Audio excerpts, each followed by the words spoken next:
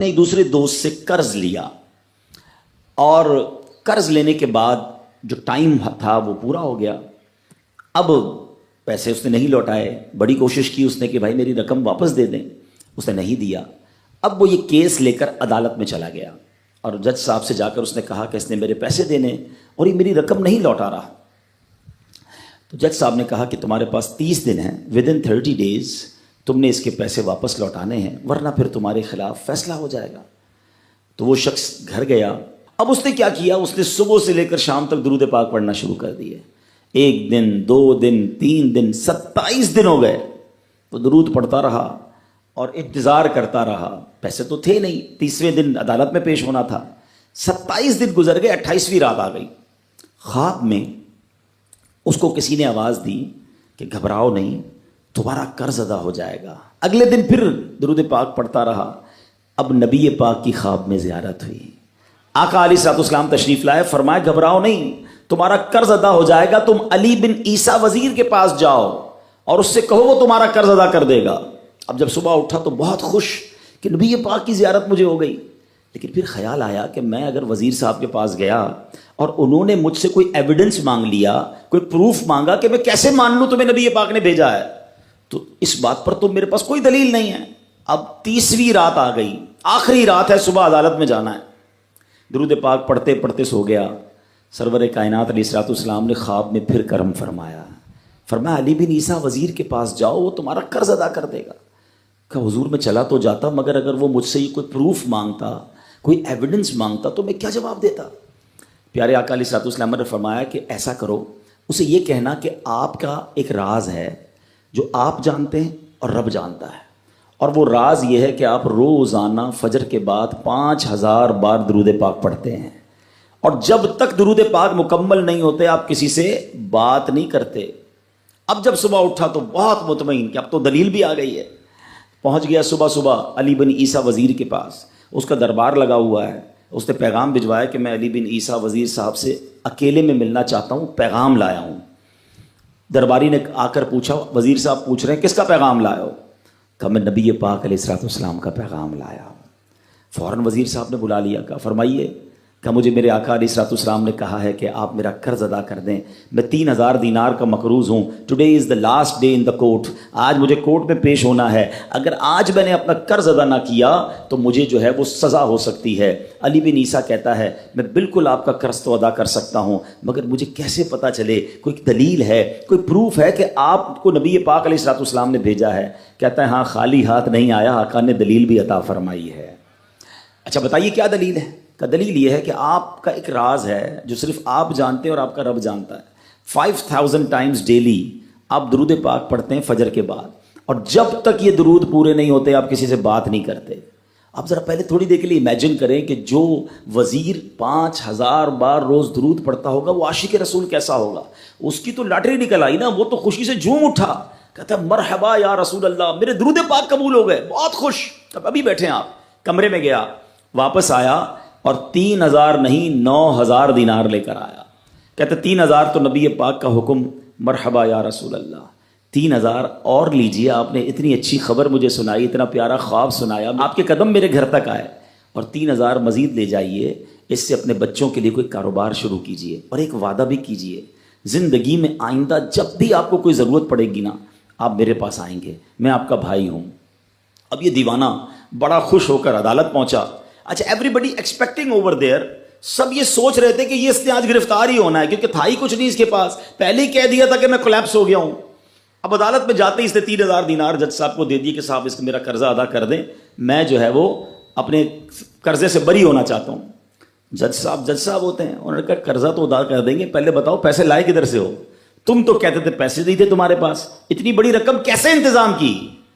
اب بھری عدالت میں گویا اس نے زبان حال سے یہ کہا کہ اتنا دیا سرکار نے مجھ کو, اتنی میری اوقات نہیں، یہ تو کرم ہے ان کا، ورنہ مجھ میں تو ایسی بات نہیں۔ اب اس نے بھری عدالت میں پورا واقعہ سنایا کہ میں نے تو کچھ نہیں کیا، آقا خواب میں تشریف لائے، میں وزیر صاحب کے پاس گیا، انہوں نے یہ پیسے دیے۔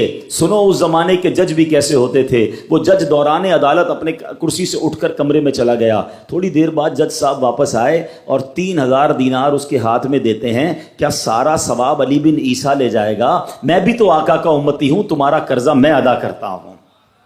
اچھا، اب جس نے کیس کیا تھا، سبحان اللہ، کیا ماحول تھا، کیا انداز تھا، کیا دل تھے، وہ بھی تو دیکھ رہا ہے، کہتا ہے میں بھی تو آقا کا امتی ہوں، رکے ذرا، کاغذ قلم دیجئے، بندے کو میں قرضہ ہی معاف کر دیتا ہوں۔ اچھا، قرضہ ہو گیا معاف۔ اب جو 3000 جج صاحب نے دیے تھے، وہ بندہ کہتا ہے جج صاحب ہوں واپس لے لو، میرا تو قرضہ ہی ادا ہو گیا۔ تو جج صاحب کہتے ہیں جو پیسے آقا کے نام پر نکال دیے میں نے واپس نہیں لینے، یہ سارے تم ہی لے جاؤ۔ اب یہ 12000 دینار لے کر یہ عاشق رسول جھومتا ہوا اپنے گھر پر جا رہا ہے۔ اے میرے پیارے اسلامی بھائیوں، ایک رات پہلے ایک سنگل پینی اس کے پاس نہیں ہے، اور اگلے دن 12000 دینار ہیں۔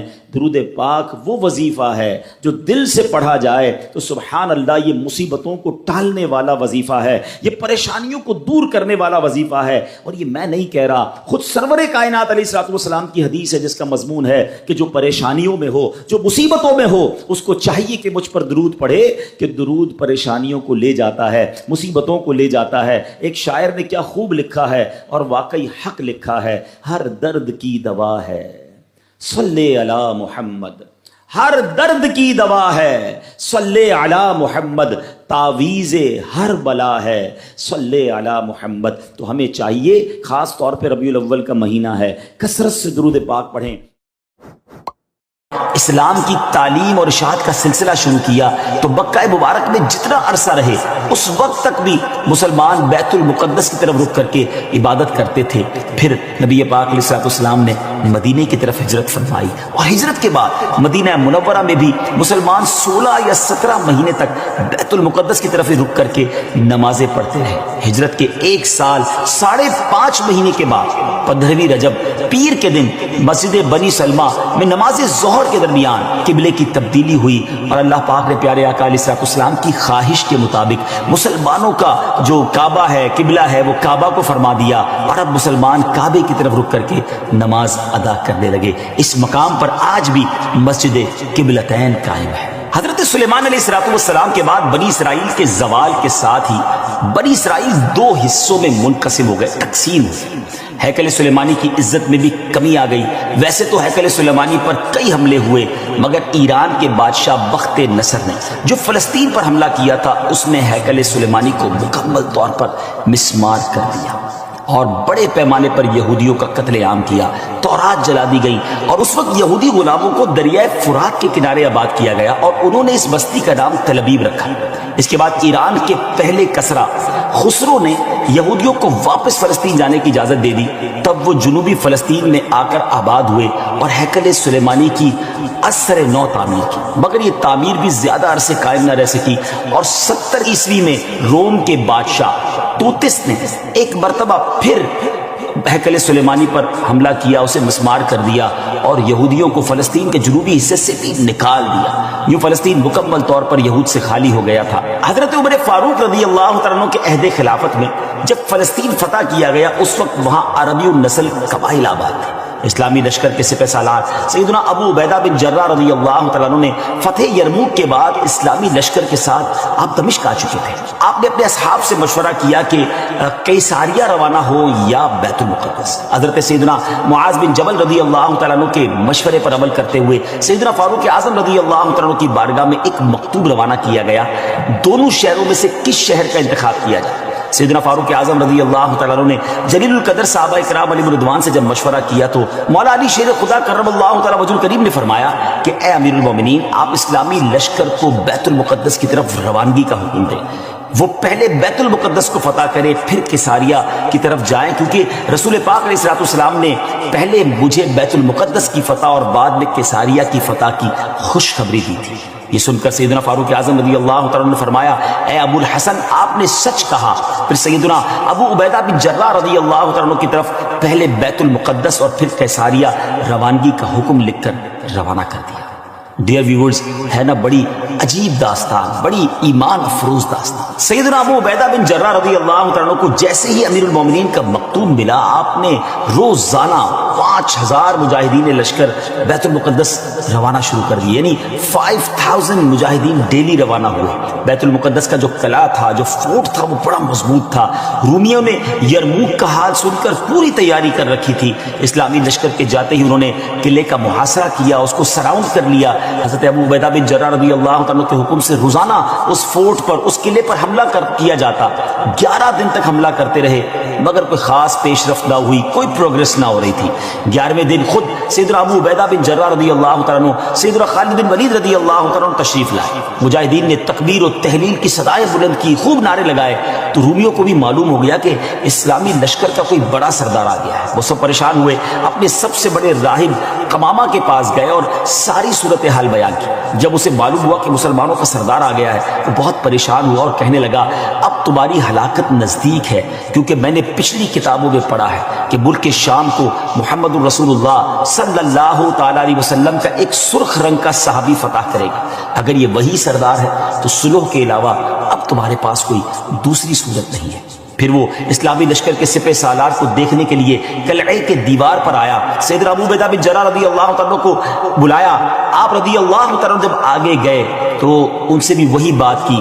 حضرت ابو عبیدہ بن جراح نے کہا، یا تو تم اسلام قبول کر لو، یا جزیہ دے کر امان حاصل کر لو، پھر ہم سے جنگ کرنے کے لیے تیار ہو جائے۔ لیکن اس راہب قمامہ نے سیدنا ابو عبیدہ بن جراح رضی اللہ عنہ کی بات کا کوئی جواب نہ دیا، فقط خاموشی سے وہ بس آپ کو دیکھتا رہا اور پھر واپس چلا گیا۔ اس نے اپنی قوم سے کہا کہ یہ وہ شخص نہیں ہے جس کے بارے میں میں نے کتابوں میں پڑھا ہے، لہذا تم ان سے جنگ کرتے رہو، یہ تمہارا بال بھی بیکا نہیں کر سکے۔ سیدنا ابو عبیدہ بن جراح رضی اللہ عنہ نے بھی وہاں سے واپس آ کر اسلامی لشکر کو جنگ کا حکم دے دیا۔ روزانہ اسلامی لشکر اس فورٹ پر، اس قلعے پر حملہ کرتا، رومی تیروں کی برسات کرتے، دونوں طرف سے جانی نقصان بھی ہوتا، سپاہی زخمی بھی ہوتے۔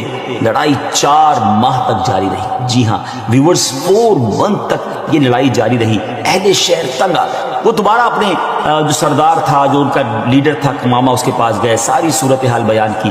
وہ نصرانی راہب جو تھا وہ پھر قلعے کی دیوار پر آیا اور سیدنا ابو عبیدہ بن جراح رضی اللہ تعالیٰ عنہ سے کہنے لگا کہ ہم ہر حال میں تم سے جنگ کریں گے، البتہ ہمارے شہر کو صرف ایک ہی شخص فتح کرے گا جس کے اوصاف ہماری کتابوں میں لکھے ہوئے ہیں، وہ تم نہیں ہو۔